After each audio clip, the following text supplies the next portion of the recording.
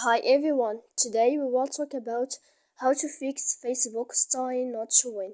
To know how to fix Facebook style not showing, you should just go to settings like this. We will click. After that, in this page you will go to apps. Here, default apps, app settings. When you will see this page, you will go to find the application of Facebook here, as you see, and you will enter.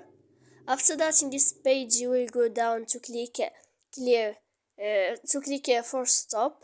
When you will end this, you will enter to storage here, like this. After that, in this page, you will go to click clear cache, and then you will go to click clear data here. And after all that, you can turn off your phone. So please don't forget to support us by like and subscribe. See you next time in another video.